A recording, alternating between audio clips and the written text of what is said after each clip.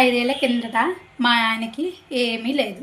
అదే ఇప్పుడు పెళ్లి చేసుకున్న తర్వాత భార్య ఉంది, పిల్లలు ఉన్నారు, సంపాదన ఉంది, అప్పు ఉంది, షుగర్ ఉంది, బీపీ ఉంది, పొట్ట ఉంది, తెల్లంటికలు ఉన్నాయి.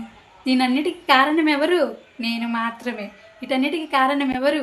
నేను మాత్రమే. ఏమండి, ఇలా రాండి. మా అమ్మ నీకేమైద్ది? అత్త కదా. మీ అమ్మ నాకేమైద్ది? అత్త కదా.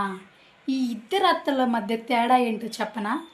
మా అమ్మ ఊరంతా జరిగిన సంఘటన నాకొచ్చి చెప్పిద్ది. మీ అమ్మ నా సంగతి ఊరంతా చెప్పిద్ది. ఊరంతా చెప్పిద్ది.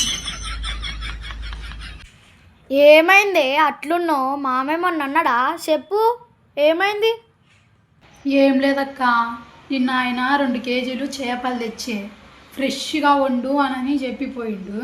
ఫ్రెష్గా వండాలంటే కంఫర్ట్ ప్యాకెట్లు 2 ప్యాకెట్లు వేసిన, అంతే.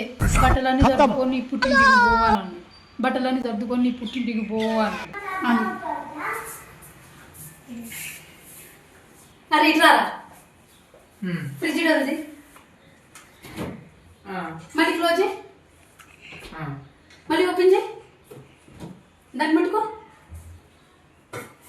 అమ్మా షాప్ వస్తుందన్నావు కదా, ఫ్రిడ్జ్ షాప్ రావట్లేదే. మొన్న ప్రతిష్టకు పోయినాం. ప్రతిష్టకు పోయినాక మా వదిన ఉండు పోదులే అంటుంది.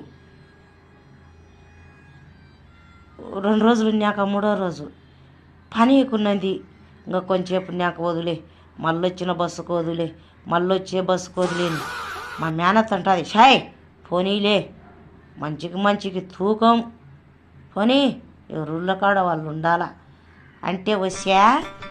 నువ్వు నీ మొగుడు తిన్నీకి హక్కుంది. మా అన్న సొమ్ము సొంతం రక్తం పంచుకొని పుట్టిన చెల్లెళ్ళము. మా అన్న సొమ్ము తిన్నీకి మాకు హక్కు లేదా?